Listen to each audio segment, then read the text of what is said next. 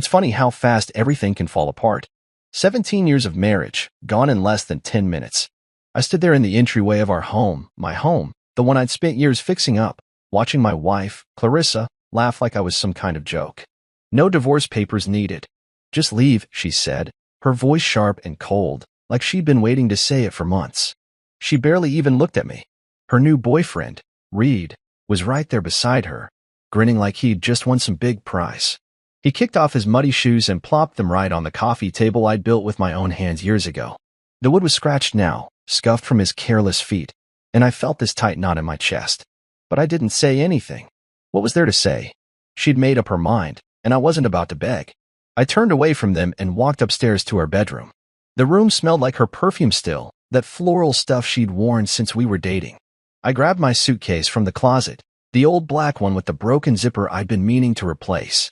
I started folding my clothes, shirts first, then pants, then socks. I took my time, making sure every crease was neat, every stack perfect. It wasn't about stalling. It was about keeping my hands busy so I wouldn't punch something. Downstairs, I could hear them talking, laughing even. Reed's voice was loud, cocky, like he owned the place already. Nice house, I heard him say. Could use some updating, though. Updating. Like he had any right to judge what I'd built. I zipped the suitcase shut and carried it down the stairs. Clarissa was leaning against the kitchen counter now, sipping a glass of wine, my wine, from the bottle I'd bought for our anniversary last month. She didn't even glance up as I walked past. Reed was sprawled out on the couch, flipping through channels on the TV like he'd lived there forever. I stopped at the front door, my hand on the knob, and took one last look around. The pictures on the wall, us at the beach, us at her cousin's wedding, stared back at me like ghosts. 17 years of memories, and she was throwing it all away for this guy. I could have yelled. I could have demanded an explanation. But what would that change? She'd already checked out. So I opened the door and stepped outside. The air was cool, the night quiet except for the hum of crickets. I tossed my suitcase into the back of my truck, an old pickup I'd kept running since before we got married. The engine sputtered to life, and I pulled out of the driveway without looking back. My hands gripped the wheel tight, my knuckles white. Clarissa thought she'd humiliated me, that she'd won some kind of victory by kicking me out like that. She had no idea who I really was. No clue what was coming. I drove down the street, the house shrinking in my rearview mirror, and I felt something shift inside me. Not anger, not anymore. It was something calmer, something sharper. She wanted me gone? Fine. I'd leave. But this wasn't over, not by a long shot. I pulled into a gas station a few miles away and parked under the flickering lights. My phone sat heavy in my pocket. I pulled it out, opened the contacts, and scrolled to a number saved only as command. My thumb hovered over it for a second before I typed out a quick message. Initiate. Subject confirmed. Proceeding as planned. I hit send and leaned back in the seat, waiting. The reply came almost instantly. All teams ready. Phase 1 begins 0900. I read it twice, letting the words sink in. 17 years of pretending, of hiding, and now it was all about to unravel. Clarissa thought she'd seen the last of me. She thought I was just some boring guy she could toss aside. She didn't know the truth. Not yet. I started the truck again and drove toward the city. My mind was racing, but my hands were steady. I'd spent years building a life with her, playing the part she wanted me to play. The quiet husband, the guy who fixed the leaky sink and paid the bills on time. She never asked about my late nights, my business trips, the locked drawer in my office she wasn't allowed to touch. She didn't care enough to wonder. And maybe that was the real problem. I wasn't just leaving the house tonight.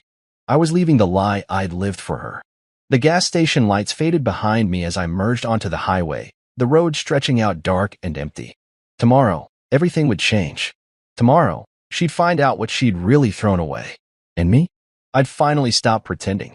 I drove through the night, the highway lights blurring past like streaks of yellow paint. My truck's engine rumbled steady under me, a familiar sound that kept me grounded while my mind spun.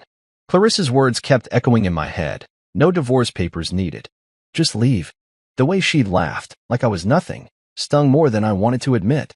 17 years, and she'd tossed me out like an old pair of shoes. Reed's smug face flashed in my mind too, his feet on my coffee table, his voice bouncing around my house like he belonged there. I tightened my grip on the steering wheel, my knuckles whitening again. But I didn't let myself get lost in that. Not now. There was too much to do. I glanced at my phone on the passenger seat. The screen was still lit up from that message I'd sent. Initiate. Subject confirmed. Proceeding as planned. The reply from command glowed back at me. All teams ready. Phase 1 begins 0900. It was real now. No turning back. I'd always known this day might come, but I never thought it'd be like this. My own wife kicking me out and handing me the perfect opening all at once. She thought I was some boring accountant, stuck in a cubicle crunching numbers for the government. I let her think that. It was easier that way. Safer, too. She didn't need to know about the late-night meetings, the classified files, the times I'd come home with bruises I blamed on tripping down the stairs. She never pushed for more. Never cared enough to ask. The road stretched out ahead, dark and quiet except for the occasional headlights of a passing car. I turned off the highway after about an hour and headed toward a spot I hadn't been to in months, a safe house tucked away in the woods outside the city. The Bureau called it a black safe, a place off the grid where agents like me could lay low when things got messy. The gravel crunched under my tires as I pulled up to the cabin. It didn't look like much, just a small wooden shack with a sagging porch and a rusty mailbox. Perfect cover. I grabbed my suitcase and stepped out, the cool night air hitting my face. The crickets were loud here, a steady hum that drowned out the noise in my head. Inside, the place was bare. A couch, a table, a single lamp flickering with a weak bulb. No pictures, no decorations, just the essentials. I dropped my bag by the door and checked my watch. It was just past midnight. 9 hours until phase 1. I pulled out my phone again and double-checked the signal. Full bars. Good. I need to stay connected. Then I sat on the couch, leaning my head back against the worn cushions. My eyes drifted to the ceiling, tracing the cracks in the wood. This wasn't how I pictured my life at 45, hiding out in a safe house, my marriage in ashes, my wife shacked up with some sleazy guy. But maybe it was better this way. Cleaner. Clarissa never knew what I really did. I told her I worked for the Treasury Department, some desk job tracking budgets and tax forms. It wasn't a total lie, just vague enough to keep her from digging. She'd roll her eyes when I mentioned work, muttering about how dull it sounded. Spreadsheets and coffee stains, she'd say, laughing. I'd laugh too, playing along.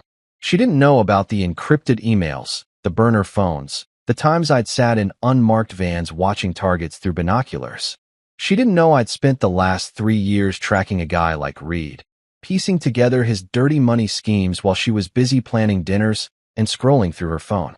And she definitely didn't know that her soulmate was the key to it all. I stood up and paced the small room, my boots thudding against the floorboards. The safe house had a tiny kitchen in the corner, a sink, a stove, a fridge that hummed too loud.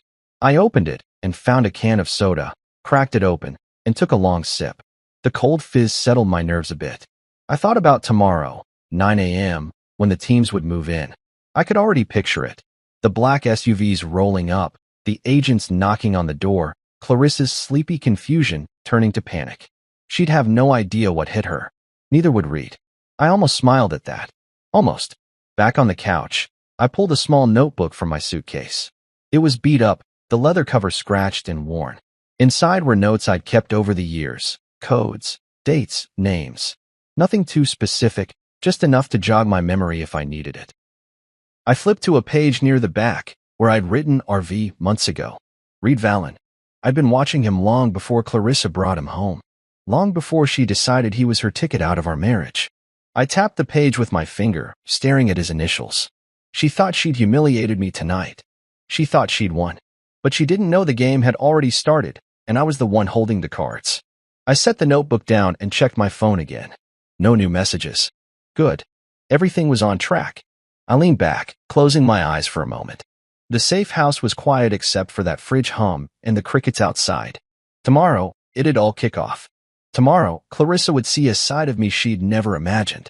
I wasn't just the guy she kicked out. I was the guy who'd been waiting for this moment, planning it, building it. And now it was here. I finished the soda, crushed the can in my hand, and tossed it into the trash. Then I lay down on the couch, my arm under my head. Sleep wouldn't come easy tonight, but I didn't care. I had work to do. And for the first time in years, I felt alive. The safe house was cold when I woke up, the kind of chill that seeps into your bones and makes you wish you'd packed an extra jacket. I'd barely slept, maybe a couple of hours on that lumpy couch, my mind too wired to shut off. The clock on my phone said 6:47 a.m. Just over 2 hours until phase 1. I sat up, rubbing my eyes, the faint light of dawn creeping through the cabin's dusty blinds. My suitcase was still by the door where I'd left it, my notebook on the table, open to Reed's initials. RV. Today was the day he'd go down, and Clarissa with him, whether she knew it or not.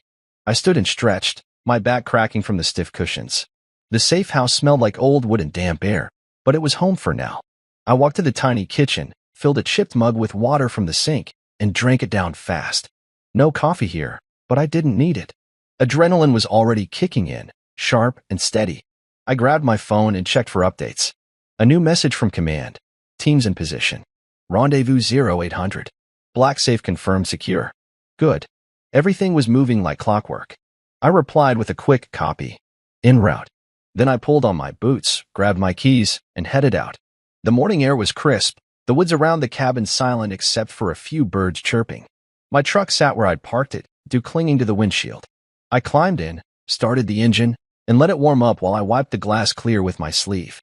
The drive to the rendezvous point wasn't far, about 20 minutes to a warehouse on the edge of town, another spot the Bureau kept off the books. I pulled onto the gravel road, my tires crunching loud in the stillness. My mind drifted back to last night, Clarissa's laugh, Reed's smug grin. I'd spent 17 years with her, building a life, a home, and she'd thrown it away without a second thought. But that wasn't what kept me up. It was the irony of it all. Her new boyfriend wasn't just some random guy. He was my target. See, I'd been working Reed Vallen's case for 3 years. 3 years of late nights, fake identities, and digging through financial records so tangled it'd make your head spin. He was a hedge fund manager on paper, fancy suits, slick hair, the kind of guy who bragged about his yacht at parties. But underneath it, he was dirty, laundering millions through offshore art deals and crypto scams, moving cash for some nasty people. I tracked him across state lines, tapped his calls, watched his every move. And then, 6 months ago, Clarissa brought him home. "This is Reed," she'd said, all smiles, like she'd found gold. My soulmate. I'd nearly choked on my beer. Soulmate? He was my mark. I didn't tell her, of course. Couldn't. My job, my real job, depended on secrecy. She thought I was just some government pencil pusher, and I let her. It was safer that way. The less she knew, the less she could mess up. But I never thought she'd get tangled in it like this. I pulled into the warehouse lot at 7:58 a.m., parking beside a row of black SUVs. Agent Rowan was already there, leaning against his vehicle, a cigarette dangling from his lips. He'd been my partner for 8 years, a wiry guy with a buzz cut and a dry sense of humor. "Morning, sunshine," he said, flicking ash onto the ground. "Rough night?" I shrugged. "You could say that." Inside the warehouse, Director Keller was waiting. He was older, gray hair, sharp eyes, the kind of man who didn't waste words. A table was set up with laptops, maps, and a stack of files, Reed's life in paper form. "You're sure about this?" Keller asked, looking at me over his glasses. "She's your wife." I corrected. "She made her choice." He nodded, no judgment, just facts. Rowan clapped me on the shoulder. "Let's bury this bastard," he said, grinning. I didn't smile back, but I felt it, the fire. This wasn't just about Reed anymore. It was personal. We went over the plan one last time. Surveillance teams were already in place around the house, ready to move at 9 a.m. sharp. Another unit was hitting Reed's office downtown, seizing computers, freezing accounts.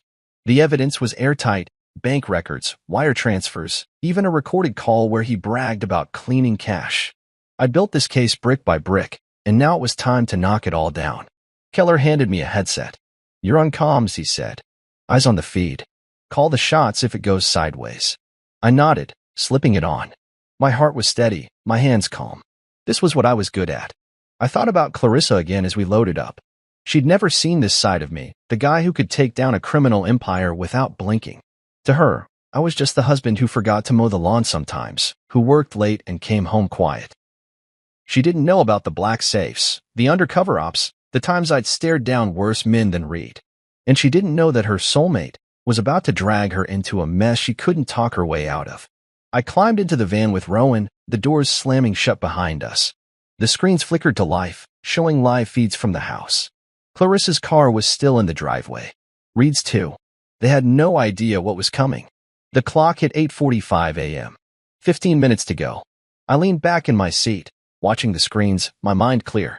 This was my world, hidden, sharp, real. Clarissa thought she'd humiliated me last night, kicking me out for her shiny new boyfriend. But she didn't know the secrets I'd buried, the life I'd kept from her. She didn't know that I'd been waiting for this, that Reed walking into our house was the last piece I needed. The van rolled out, tires humming against the pavement. Phase 1 was about to start. And I was ready. The van smelled like stale coffee and metal as we rolled toward the house, the screens in front of me flickering with live feeds. It was 8:55 a.m., 5 minutes until everything kicked off. I adjusted my headset, the static crackling in my ear as Rowan muttered something about traffic. My eyes were locked on the monitors, 2 angles of the house I used to call home. The front porch was quiet, the curtains still drawn. Clarissa's car sat in the driveway next to Reed's flashy BMW. They were probably still asleep, tangled up in the sheets I'd paid for, thinking they'd won. My stomach twisted, but I pushed it down. This wasn't about feelings anymore. This was about the job. The clock hit 9 a.m., and the radio buzzed to life. Team Alpha in position, a voice said. Team Beta, office site secured. Awaiting your go. I took a breath, my voice steady. Go, I said. And just like that, it started. On the screen, 3 black SUVs pulled up fast, tires screeching as agents spilled out, vests on, guns ready but low. They moved like a machine, 2 to the front door, 2 around back, 1 on lookout. I watched as Agent Torres, a guy I'd trained with years ago, banged on the door. FBI, search warrant. Open up. His voice was loud, sharp, cutting through the morning quiet. For a second, nothing happened. Then the curtains twitched, and I saw Clarissa's face peek out, her eyes wide and sleepy. She opened the door a crack, still in her robe, her hair messy from sleep. What's going on? She asked, her voice shaky. Torres didn't waste time. FBI. We have a warrant. Step aside. He pushed past her, the team following, and I saw her stumble back, clutching the robe tighter. Reed came stumbling down the stairs a second later, shirtless, his hair sticking up. What the hell is this? He yelled, but the moment he saw the badges, his face went pale. He bolted toward the back door, stupid move. 2 agents were already there, grabbing him before he made it 10 steps. I heard the cuffs click through the comms, a satisfying sound. Reed Vallon, you're under arrest, one of them said, reading off the charges, racketeering, money laundering, fraud. His mouth opened, but nothing came out. Clarissa was screaming now, her voice shrill on the feed. What the hell is going on? Somebody tell me. She spun around, looking at the agents tearing through the house, ripping open drawers, bagging laptops, flipping cushions. Nobody answered her. They didn't have to. I watched her sink onto the couch, her hands shaking, her eyes darting everywhere. She didn't get it yet, but she would soon. On the second screen, the office raid was in full swing, Reed's downtown setup, all glass and steel, swarming with agents. His staff stood frozen as computers were unplugged, files boxed up, accounts locked down. I leaned closer, my pulse steady. This was it, the takedown I'd spent 3 years building. Office secure, Beta team reported. Evidence in hand. Heading to processing. I nodded, even though they couldn't see me. Copy, I said. Alpha, status? Torres's voice came back. How secure? Subject in custody. Secondary occupant detained for questioning. Secondary occupant. That was Clarissa. I saw her on the feed, an agent standing over her, asking questions she couldn't answer. I don't know anything, she kept saying, her voice breaking. This is my house. You can't do this. But they could. They had the warrant, the evidence, the years of work I'd put in. She didn't know it was me behind it all, not yet. Rowan nudged me, pointing at the screen. She's losing it, he said, almost laughing. I didn't smile. Watching her fall apart wasn't fun. It was just necessary. The agents found a safe in the bedroom, my bedroom, hidden behind a painting I'd hung years ago. They cracked it open, pulling out stacks of cash, a burner phone, some papers I couldn't make out. Reed's stash, no doubt. Clarissa's face went white when she saw it. That's not mine, she yelled. I don't know where that came from. Maybe she didn't. But it didn't matter. She'd let him in, taken his gifts, played along. That made her part of it, whether she meant to or not. The feed showed Reed in cuffs now, shoved into the back of an SUV. He was sweating, his cocky grin long gone. I want my lawyer, he kept saying, like that'd save him. It wouldn't. We had him cold, bank records, wiretaps, witnesses. 3 years of my life, boiled down to this moment. I leaned back in the van's chair, the headset pressing against my ear. The house was a mess now, furniture overturned, closets emptied. Clarissa sat there, head in her hands, crying. An agent handed her a tissue, but she didn't take it. She just kept muttering, "This can't be happening." I thought about last night, her laughing, telling me to leave. She thought she was in control, that she'd humiliated me. Now look at her. The radio crackled again. "Alpha team, evidence secured. Moving to transport." I glanced at Rowan. "Office hall?" I asked. He grinned. "Enough to bury him for 20 years. Maybe more." I nodded. "Good." The screen showed the agents packing up, the SUVs pulling out. Clarissa was led to a car, not cuffed, not yet, but she wasn't free either. "Where are you taking me?" she asked, her voice small. "Station," the agent said. "We've got questions." The van went quiet as the feeds cut off, the operation wrapping up clean. Rowan pulled out a pack of gum and offered me a piece. I took it, chewing slow, the mid sharp on my tongue. "You okay?" he asked, eyeing me. "Yeah," I said. And I was. This wasn't about revenge, not really. It was about justice, about finishing what I'd started. Clarissa didn't know who I was, not after all these years. She'd see soon enough. The van started moving, heading back to base. I looked out the window, the city waking up around us. Phase 1 was done. The dominoes were falling, and I was the one who'd pushed them. The van rumbled back to the warehouse, the city sliding past in a blur of gray buildings and morning traffic. I sat there, headset off now, the screens in front of me dark. Rowan was tapping his fingers on the steering wheel, humming some tune I didn't recognize. The takedown was over, Reed in cuffs, the house torn apart, Clarissa hauled off for questioning. My chest felt tight, but not from nerves. It was something else, something heavier. 3 years of work had just paid off, and yet all I could think about was her face on that feed, confused, scared, crying. She didn't know it was me. Not yet. My phone buzzed in my pocket, snapping me out of it. I pulled it out and saw her name on the screen, Clarissa. A missed call, then another. Then a text. "What did you do?" All caps, no question mark, like she was yelling through the words. I stared at it for a long minute, my thumb hovering over the reply button. Rowan glanced over. "She's freaking out, huh?" he said, smirking. "Let her sweat," I muttered, shoving the phone back in my pocket. But it buzzed again, another call. I ignored it, watching the warehouse come into view as we pulled into the lot. Inside, the team was already unpacking. Boxes of evidence from the house and office stacked on tables, agents sorting through it all. Director Keller waved me over. "Clean up," he said, his voice gruff but approving. "Valen's done. We've got enough to lock him up for decades." I nodded, my eyes scanning the room. Laptops, files, that burner phone from the safe, all laid out like pieces of a puzzle I'd spent years solving. "What about her?" I asked, keeping my tone flat. Keller shrugged. "She's in holding. Claims she didn't know anything. We'll see." My phone buzzed again, another text. "Answer me."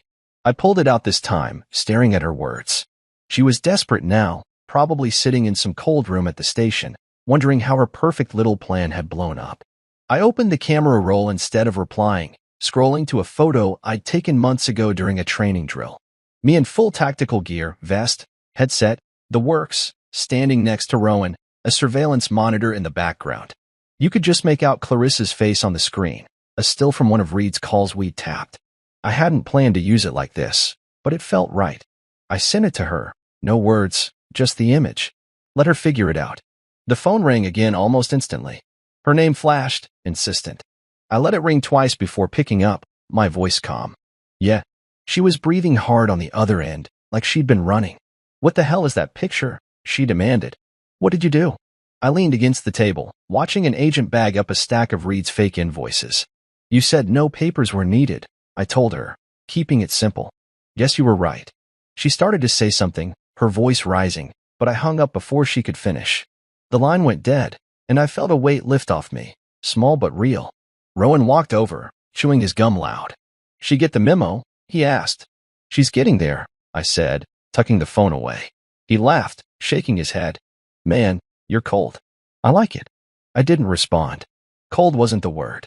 I wasn't trying to hurt her, not like that. But after 17 years of being invisible to her, of her rolling her eyes at my boring life, I wasn't about to explain myself now. She'd see it all soon enough. Keller called us into a briefing room, a small space with a whiteboard and a few chairs. The screens were back on, showing footage from the house raid looped on mute. "Valen's in processing," he said, pointing at a file. "Singing already, trying to cut a deal." I wasn't surprised. Guys like Reed always folded when the cuffs went on. What's he saying? I asked. Keller flipped open the folder. Claims she knew the wife. Says she was in on the accounts, the gifts. Trying to pin it on her. My jaw tightened. She didn't, I said, firm. She's clueless, not crooked. Keller raised an eyebrow but didn't argue. We'll dig. See what sticks. I thought about that, Clarissa knowing. She didn't. I'd lived with her long enough to be sure. She'd taken Reed's money, sure. The jewelry, the car, the villa she'd bragged about, but she thought it was just him showing off. She wasn't smart enough to hide millions, not careful enough to play that game. But the evidence was there. $140,000 in gifts traced to her name, all tied to Reed's laundering. The villa in Mykonos wasn't a timeshare like she'd told her friends. It was a front. She was in deep, even if she didn't mean to be. My phone buzzed again, another call. I silenced it this time, letting it go to voicemail. I could hear her voice in my head anyway, pleading, yelling, demanding answers. She'd get them, just not from me. Not yet. Keller handed me a coffee, black and bitter, and I took a sip, the heat waking me up. You're off the field for now, he said. Paperwork. Then we regroup. This one's high profile, media's already sniffing. I nodded. Fine by me. I'd done my part. The room emptied out, agents moving to their next tasks. I stayed, staring at the whiteboard where someone had scribbled Reed's name and a list of charges. My marriage was over, had been for a while, I guess, but this was the real end. Clarissa thought she'd unmasked me last night, kicking me out like some loser. Now I was the one peeling back the layers. That photo I'd sent wasn't just a jab. It was the truth, me, the real me, the guy she'd never bothered to see. She'd call again. I knew it. And maybe I'd answer. But for now, I let the silence settle, the coffee cooling in my hand. The game wasn't over. It was just starting. The warehouse was quiet now, the buzz of the morning fading as the team scattered to their next assignments. I sat alone in the briefing room, the whiteboard still staring back at me with Reed's name scrawled in black marker. My coffee was cold, but I sipped it anyway, the bitter taste keeping me sharp. My phone sat on the table, silent for the first time in hours. Clarissa had stopped calling. Maybe she'd given up. Maybe she was too busy freaking out at the station. Either way, I didn't care. Not right then. I leaned back in the chair, my eyes drifting to the stack of files Keller had left behind. Reed's life, my work, all boxed up and ready to bury him. The door creaked open, and Rowan poked his head in. Interrogation starting, he said, chewing that damn gum again. Valen's in room 3. One in. I nodded, pushing myself up. My boots echoed on the concrete as we walked down the hall, past agents hunched over laptops and evidence bags. The interrogation rooms were in the back, small, gray boxes with one-way glass and metal chairs bolted to the floor. I stopped at the window, looking in. Reed was there, cuffed to the table, his fancy suit swapped for a jumpsuit. He looked smaller without the swagger, his hair greasy, his eyes darting around like a trapped rat. Agent Torres was already inside, flipping through a file, calm as ever. You've got a lot to say, Reed, he started, his voice steady. Let's hear it. Reed leaned forward, his cuffs clinking. I'll talk, he said, too fast. But you gotta cut me a deal. I'm not the big fish here. Torres didn't flinch. You're the one in cuffs. Start talking and we'll see. Reed swallowed hard, then launched in. It's her, Clarissa. She knew about the accounts. She helped set them up. The jewelry, the car, she pushed for it. Said we needed to look legit. I felt my fists clench at my sides. He was lying, and not even well.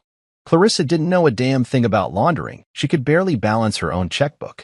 But Reed kept going, spinning his story. She's got a safe deposit box downtown. Check it. You'll find proof.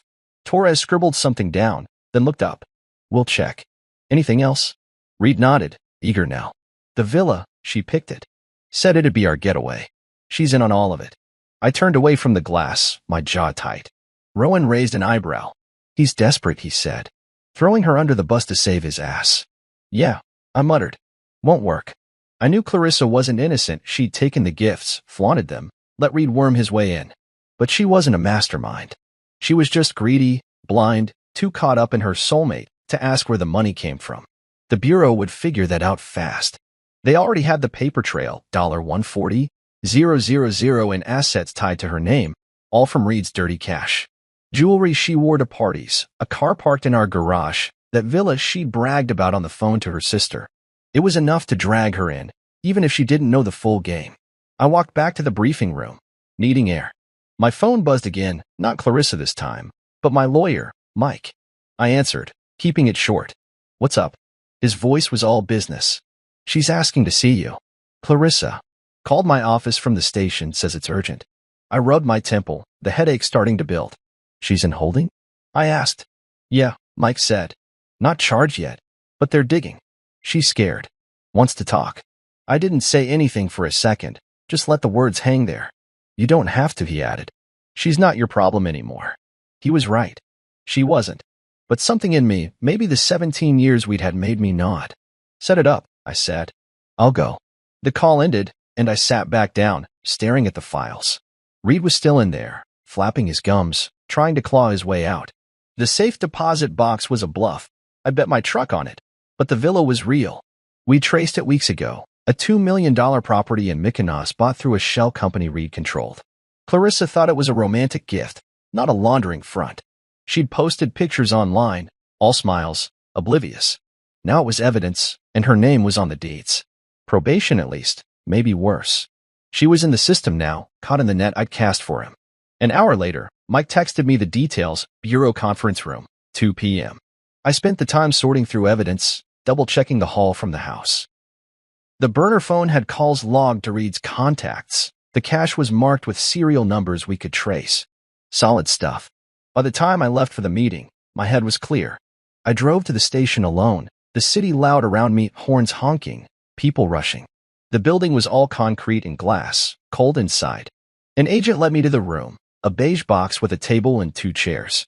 I sat, waiting. The door opened, and Clarissa walked in. No cuffs, but she looked rough, a hair tangled, eyes red, her robe swapped for jeans and a sweatshirt. She stopped when she saw me, her mouth opening, then closing. Sit, I said, nodding at the chair. She did, slow, like she wasn't sure. They're saying I'm involved, she started, her voice small. I didn't know, I swear. I didn't answer, just watched her. She fidgeted, then leaned forward. You did this, didn't you? The raid, the arrest, it's you. I nodded, just once. Yeah. Her eyes widened, tears welling up. Why didn't you tell me? She asked. Who you really are. I leaned back, keeping my voice even. You never asked, I said. You never cared. And that was it, the truth, plain and simple.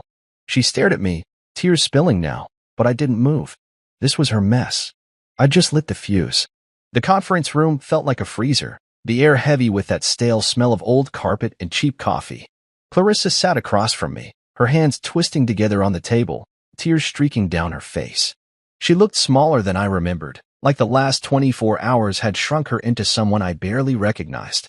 Why didn't you tell me who you really were? She'd asked, her voice breaking on every word. I'd answered her straight. You never asked. You never cared. It wasn't mean, just true. 17 years, and she'd never once pushed past the surface, never wondered why I was gone so much or what I did behind that locked office door. Now here we were, staring at each other across a table in a bureau building, the life we'd built in pieces. She wiped her eyes with her sleeve, sniffling loud. I cared, she said, but it sounded weak, like she didn't believe it herself. I didn't know it was this. FBI? Raids? You were supposed to be an accountant. Her voice rose at the end, almost a yell, like she was mad I'd tricked her. I didn't flinch. I told you I worked for the government, I said, keeping it calm. You filled in the rest. Didn't want to hear more? She shook her head fast, like she could shake off the truth. That's not fair, she muttered. You hid it. You lied. I leaned forward then, just a little, my hands flat on the table. I didn't lie, I said. I protected you. Kept you out of it. Until you let him in. Her face crumpled at that.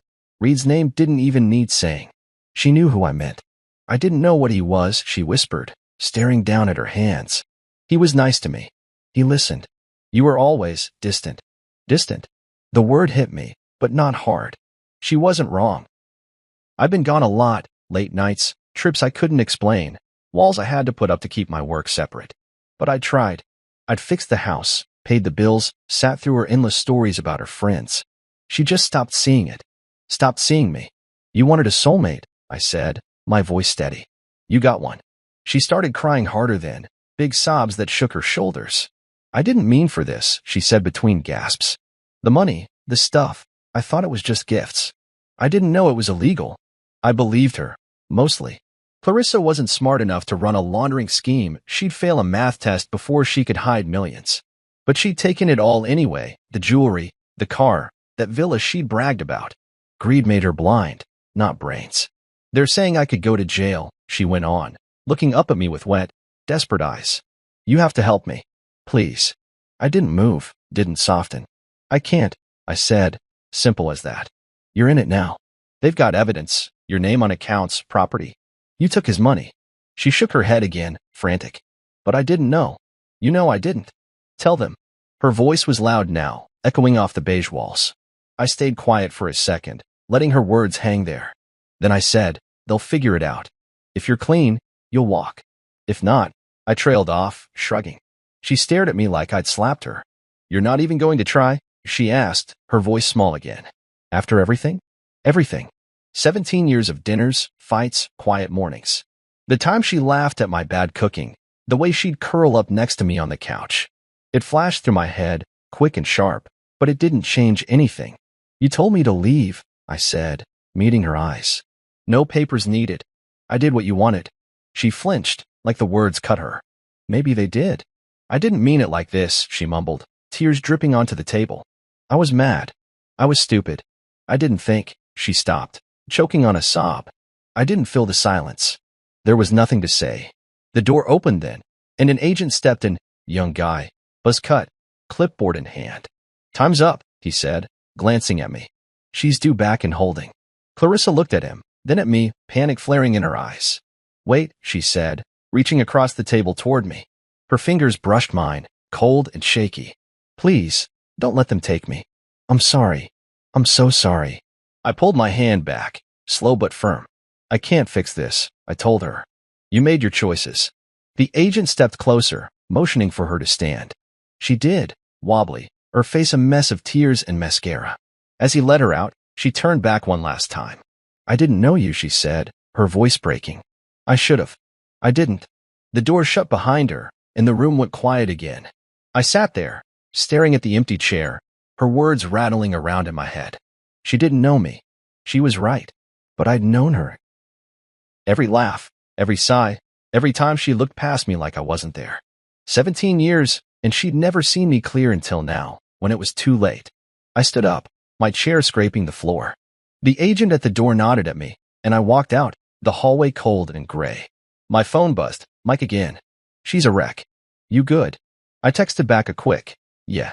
And I was. Not happy, not sad, just done. Clarissa wanted forgiveness, a lifeline, but I didn't have it to give. Not out of spite, just truth. She'd built this mess with Reed, brick by brick, and I'd torn it down. Now she'd face it. I headed back to the warehouse, the weight of her tears still on me, but lighter than before. She saw me now. Too bad it took this to make it happen. I left the station and drove back to the warehouse, the city humming around me as the afternoon sun climbed higher. The air in the truck was warm, the heater rattling like it always did, but I kept the window cracked anyway, letting the breeze cut through. My hands were steady on the wheel, my mind replaying that meeting with Clarissa, her tears, her shaky voice, the way she'd reach for me like I could pull her out of the hole she'd dug. I'm sorry, she'd said, over and over, like it could undo everything. It couldn't. I didn't feel bad about that, not really. She'd made her bed, and now she was lying in it. Me? I was just the guy who'd flipped the lights on. Back at the warehouse, the team was still sorting through evidence, the tables piled high with boxes and bags. Rowan waved me over, his gum snapping loud. Valen's sentencing set, he said, handing me a folder. Court pushed it through fast, 22 years. Racketeering, fraud, conspiracy. Done deal. I flipped it open, scanning the pages. Reed had tried to bargain, pointing fingers at Clarissa and anyone else he could think of, but the evidence was too strong, my evidence. Bank records, tapped calls, witnesses who'd flipped. 3 years of my life, wrapped up in a judge's gavel. Good, I said, closing the folder. He's out. What about her? Rowan asked, leaning against the table. I shrew. 3 years, plus some financial ethics class they're making her take. No jail. He whistled low. Lucky break. Thought she'd get more with all that cash tied to her. I nodded, but didn't say much. The $140,000 in gifts, the jewelry, the car, the villa had her name all over it. But the bureau knew she wasn't the brains, just the fool who'd taken the bait. 3 years of probation was light, considering. She dodged the worst, but her life was still wrecked. The media had already latched on, TVs in the warehouse were muted, but I could see the headlines flashing. Wife of undercover FBI agent caught in high-profile takedown. My name was in there too, though I'd told them no interviews. Reporters had been calling all day, leaving voicemails I deleted without listening. I didn't need the spotlight. Never did. Watching Reed get hauled off and Clarissa's world crumble was enough. Justice didn't need a camera crew. I grabbed a water from the fridge and sat down, letting the noise of the room fade into the background. Keller walked over, his glasses perched on his nose. "Press is eating this up," he said, nodding at the screens. "You sure you don't want to say something? Looks good for the bureau." I shook my head. "Let them run their stories. I'm done talking." He studied me for a second, then nodded. "Fair enough. You've earned that." He dropped a new file on the table, thicker than Reed's. "Next case," he said. "Whenever you're ready." I didn't open it, just tapped it with my finger. "Soon," I said. He walked off, leaving me with the hum of the warehouse and my thoughts. Clarissa's face kept popping up in my head, not the crying wreck from the conference room, but the way she looked last night, laughing as she told me to leave. No divorce papers needed, she'd said, so sure she'd won. Now she was on probation, her boyfriend locked up, her name plastered across every news channel. The house was gone too, seized by the feds, set to be auctioned off with the villa and everything else Reed had touched. She'd moved in with her sister, last I heard. No more fancy cars, no more trips. Just a small apartment and a court-ordered class on how not to be a fool with money. I stood up, stretching my legs, and walked over to the evidence tables. The stuff from the house was there, my old laptop, the safe's contents, even a photo frame I'd hung in the hall. Me and Clarissa at the beach, smiling like we meant it. I picked it up, running my thumb over the glass. That was a long time ago, back when she still looked at me like I mattered.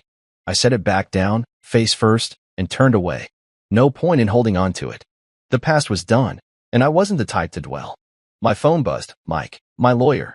Press keeps calling. You sure no comment?" I texted back. "Sure. Let it die down." He replied with a thumbs up, and I pocketed the phone. The warehouse was slowing down now, agents heading out, the day winding to a close. Rowan came over again, tossing his gum wrapper in the trash. "Beer?" he asked. "Team's hitting the bar later. Celebrate." I thought about it. Cold bottle, loud laughs, a chance to shake this off. "Yeah," I said. "I'm in." We left the warehouse as the sun dipped low, the sky turning orange over the city. The bar was a dive a few blocks away, all sticky floors and neon signs. The team was already there. Torres, a couple others, Keller even showed up for a round. They raised their glasses when I walked in, cheering like I'd won something big. "To the man who took down Valen," Rowan yelled, and I let myself smile, just a little. The beer was cold, the chatter loud, and for the first time in months, I felt light. No more hiding, no more pretending. Reed was gone, Clarissa was out, and I was still standing. The night stretched on, the bar emptying out slow. I stayed until last call, nursing a second beer, watching the team laugh and swap stories. This was my life now, work, purpose, people who got it. Clarissa had her sentencing, her probation, her sister's couch. I had this, and it was enough. I paid my tab, stepped outside, and breathed in the cool night air. The headlines would fade, the calls would stop. Tomorrow, I'd open that new file. Tonight, I just walked home, the city quiet around me, feeling like myself again. The morning after the bar, I woke up in my new apartment, a small place downtown, all bare walls and unpacked boxes. The bed was just a mattress on the floor, but it was mine, no traces of Clarissa or the life we'd had. Sunlight slipped through the blinds, hitting my eyes, and I groaned, rolling over to check my phone. It was 7:30 a.m., later than I'd meant to sleep. A text from Rowan sat unread. "Good night? Huh?" Team's still buzzing. I smirked, tossing the phone aside. Last night had been loud, beers, laughs, the team treating me like some hero. It felt good, but now it was back to reality. I got up, my joints stiff from the mattress, and shuffled to the kitchen. The coffee maker was still in a box somewhere, so I boiled water in a pot and dumped in some instant grounds. It tasted like dirt, but it did the job. I leaned against the counter, sipping slow, staring out the window at the city waking up. Cars honked below, people rushed along the sidewalks. My old life, the house, Clarissa, the pretending was gone. The feds had seized it all, The house sold at auction. The villa in Mykonos, too. Last I heard, the money went as some victim fund. Didn't matter to me. I didn't want it back. My phone buzzed again, Keller this time. Office, 9 o'clock. Promotions official. I set the mug down, a small grin tugging at my lips. Head of Covert Financial Crimes. After the Reed takedown, they'd pushed it through fast. More responsibility, more cases, a bigger desk. I'd earned it, sure, but it still felt strange. 17 years of hiding who I was, and now I was stepping up, out in the open. Well, as open as this job got. I showered quick, the water lukewarm, and pulled on a clean shirt and jeans. No suit today, just a meeting, no field work. I grabbed my keys and headed out. The bureau office was a 20-minute drive, all glass and steel, humming with quiet energy. I parked in the garage, nodding at the guard who waved me through.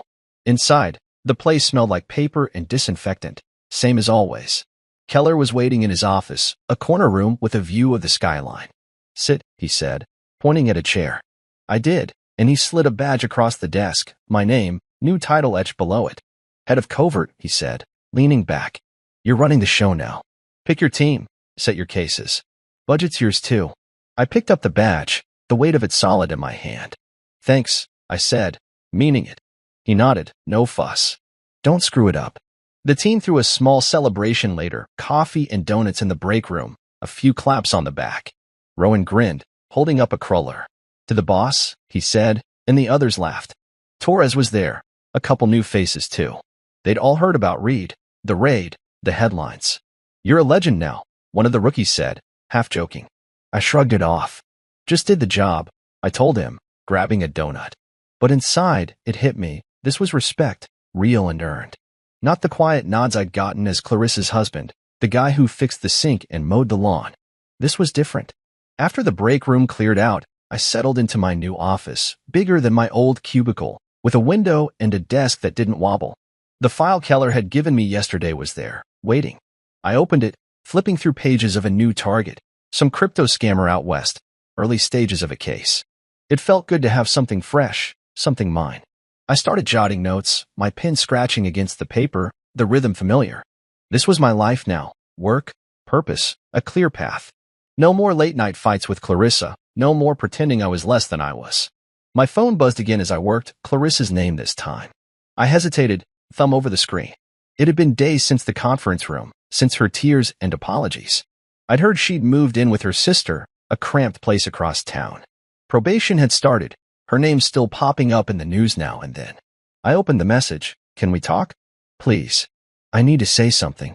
I stared at it, the words simple but heavy. Part of me wanted to delete it, let it fade like the rest. But another part, the part that remembered 17 years, made me pause. I didn't reply, just set the phone face down and went back to the file. The day stretched on meetings, paperwork, a quick lunch from the vending machine. By evening, the office was quiet, just me and the hum of the lights. I leaned back in my chair, looking out at the city skyline, all lit up in the dusk. The promotion, the team, the new case, it was a life I hadn't pictured a year ago, stuck in that house with a wife who didn't see me. Now I was here, building something real. Clarissa's text nagged at me, though. I picked up the phone again, reading it once more. I need to say something. What was left? She'd said plenty, sorry, scared, shocked. I'd heard it all. I deleted the message, my fingers steady as I hit the button. No reply, no call back. She'd made her choices, Reed, the money, kicking me out. I'd made mine too, walking away, tearing it all down, starting over. The trash can icon blinked, then faded. Done. I stood up, grabbed my jacket, and locked the office door behind me. The hallway was empty, my steps echoing as I headed to the garage. Outside, the air was cool, the city alive with noise. My truck started with a sputter, and I drove home, the skyline shrinking in the rear view. This was aftermath, hers in ruins, mine rising. And I was good with that. The new office felt like a fresh start, all clean lines and quiet corners, a far cry from the cluttered cubicle I'd hunched in for years. It was Monday morning, a week after the promotion, and I walked in with a coffee from the shop downstairs, real stuff, not the instant junk I'd been choking down at the apartment. The view from my window stretched across the city, the skyline sharp against a pale blue sky. My desk was already piled with papers, that crypto scammer case staring up at me from an open folder. I set the coffee down, hung my jacket on the chair, and got to work. This was it, the real goodbye to everything I'd left behind. I flipped through the file, my pen scratching notes as I went. The target was some slick guy out of California, moving dirty cash through fake NFT sales, millions washing in and out like tidewater. It was early days, just leads and hunches, but it felt good to dig in. My phone stayed quiet, no buzz from Clarissa or anyone else. Deleting her last message had closed that door for good, and I didn't miss the weight of it. The clock on the wall ticked past 9 a.m., the office waking up around me, phones ringing, footsteps in the hall. Rowan poked his head in, grinning. "Boss man settled," he said, tossing a stress ball my way. I caught it, tossed it back. "Getting there," I said. He lingered, leaning on the doorframe. "Team's ready when you are. Got some new blood itching to chase this crypto clown." I nodded, tapping the file. "Briefing at 10. Bring coffee." He laughed, saluting as he left. I like this, running the show, picking the plays. It wasn't about power, just purpose. For years, I'd been the guy in the shadows, tracking Reed, hiding who I was from Clarissa. Now I was out front, no more masks. I sipped the coffee, the warmth spreading through me, and kept reading. The case was messy: shell companies, encrypted wallets, but I'd cracked worse. Reed was proof of that. Mid-morning, the team filed in Rowan, Torres, two rookies with eager eyes. I stood at the whiteboard, marker in hand, laying it out. "Target's name is Ethan Bryce," I started, writing it big. 34, lives in LA. Runs a front called Bryce Digital Arts. We've got him tied to $8 million in suspect transfers, but it's deeper. I want eyes on his accounts, his contacts, his habits. They nodded, taking notes, the room buzzing with focus. Rowan smirked. "Another read, huh?" I shook my head. "Smarter. Quieter. We move slow, build it tight." The briefing stretched an hour, questions flying, plans forming. By the end, I felt that old fire kicking in, sharp, steady, alive. Lunch was a sandwich at my desk, crumbs falling on the file as I cross-checked leads. The afternoon blurred into calls and emails, pulling strings to get warrants, tapping sources for dirt on Bryce. It was steady work, the kind that kept my head clear. No room for Clarissa's voice, her tears, her "I'm sorry" echoing back. She was gone, probation, her sister's couch, a life I didn't fit in anymore. The house was sold, the villa too, all traces of us wiped clean. I didn't check the news much, but I knew the headlines had faded. Wife of undercover agent was old gossip now. Good. Around 5 p.m., I leaned back, stretching my neck. The office was emptying out, the hum of the day winding down. I grabbed my coffee mug, empty now, and walked to the break room to rinse it. Torres was there, fiddling with the vending machine. "Good first day, boss?" he asked, kicking the thing until a candy bar dropped. "Yeah," I said, running water over the mug. "Solid start." He nodded, ripping open the wrapper. Heard Valen's appealing. "Won't stick, though." I shrugged, drying my hands. "Let him try?" "He's done." Torres grinned, heading out, and I stood there a minute, the sink dripping behind me. Reed could appeal all he wanted. 22 years wasn't budging. My work was ironclad. Back in the office, I packed up, file in my bag, jacket on, lights off. The city glowed outside, all orange and gold as the sun dipped low. I locked the door and took the stairs down, the echo of my steps filling the quiet. In the garage, my truck waited, same old sputter as I started it. The drive home was smooth, traffic thinning out, the radio playing some song I didn't know. My apartment was dark when I got in, just the hum of the fridge greeting me. I dropped my bag, kicked off my boots, and poured a glass of water. No beer tonight, just calm. I stood by the window, looking out at the street below. People walked dogs, cars rolled by, life kept moving. Clarissa's words from months ago floated up, no divorce papers needed. Just leave. I had. Left the house. The lies, the man she'd boxed me into. She'd laughed then, thinking she'd won. But I'd walked away with more than she'd ever know. Dignity, purpose, a life that fit. The warrant I'd served wasn't just for Reed. It was for me too, cutting free the weight of her disrespect. I didn't need a lawyer to sign it off. I'd done it myself. The glass was cool in my hand as I took a sip, the city lights flickering outside. The crypto case sat in my bag, a new beginning waiting. Another con man, another chase, another chance to do what I was good at. I smiled, small but real, and set the glass down. The mattress wasn't much, but it'd do. I lay back, arms behind my head, the ceiling blank above me. No ghosts here, just me, the job, the road ahead. Clarissa had her goodbye, messy and loud. This was mine, quiet and sure. And it felt right.